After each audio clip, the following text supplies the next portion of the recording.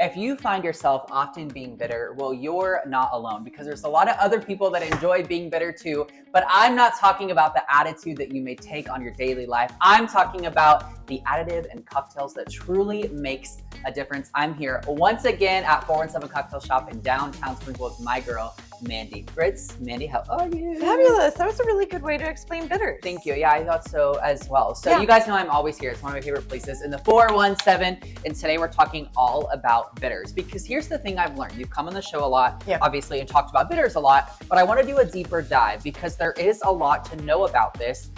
And if you're just the average everyday drinker, you're probably like, I don't even know what a bitter is. They just put it in my drink and I don't question it. There you go. But we are going to answer those questions today. So Mandi, first and foremost, what is a bitter?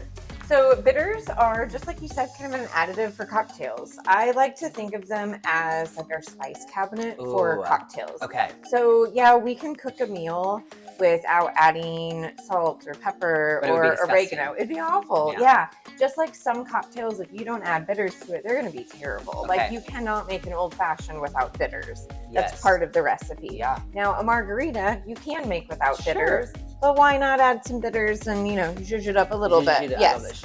One of my favorite bartenders and authors says the only way to misuse bitters is to misusing bitters.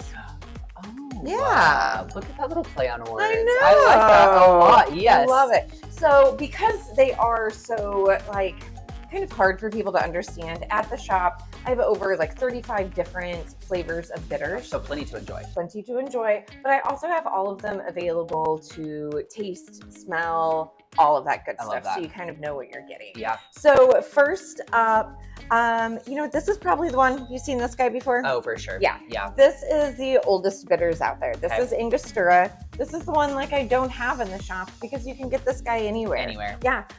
Bitters actually started out as medicinal. Ah. Yeah. They were in an aperitif, digestif. Okay. So yeah,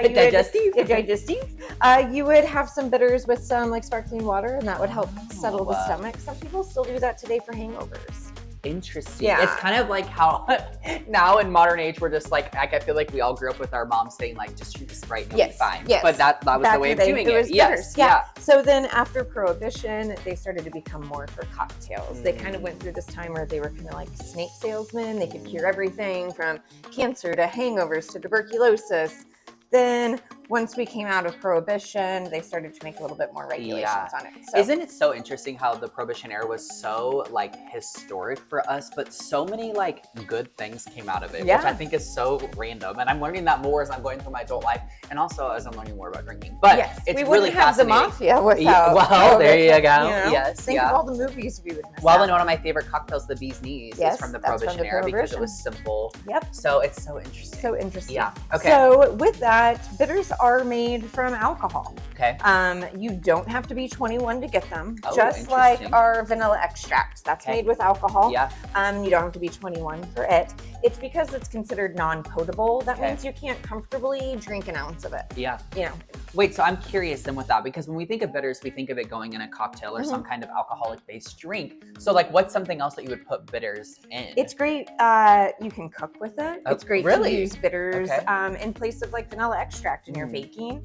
I use bitters a lot in my salad dressings.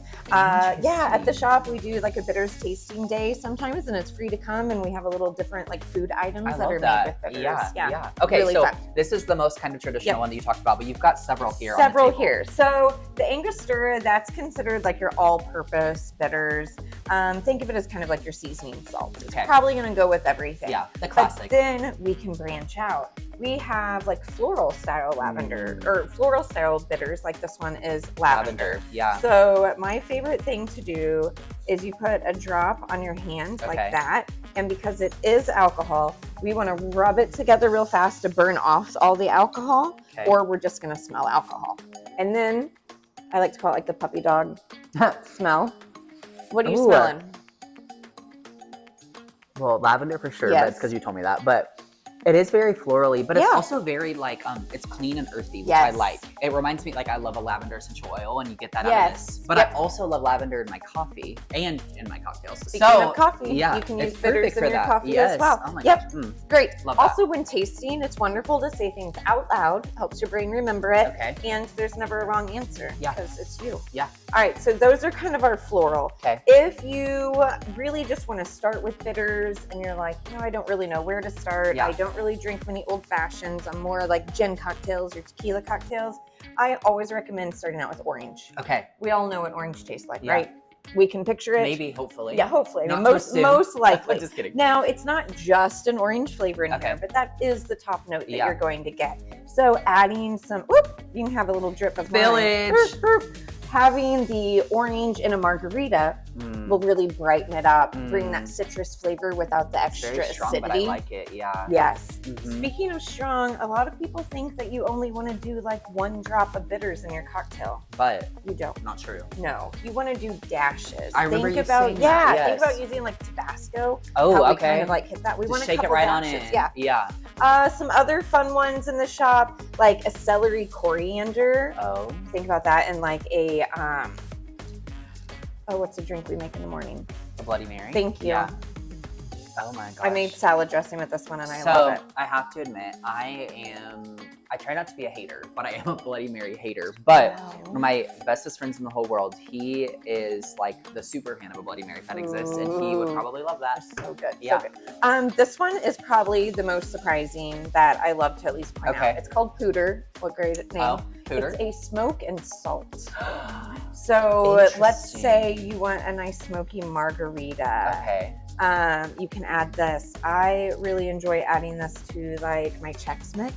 Oh, wait, really I love that idea. Yeah. Also a great idea of a thing you could add bitters too. Doesn't that smell so yes, good? It's so interesting. Yeah. It's like kind of barbecuey and salty.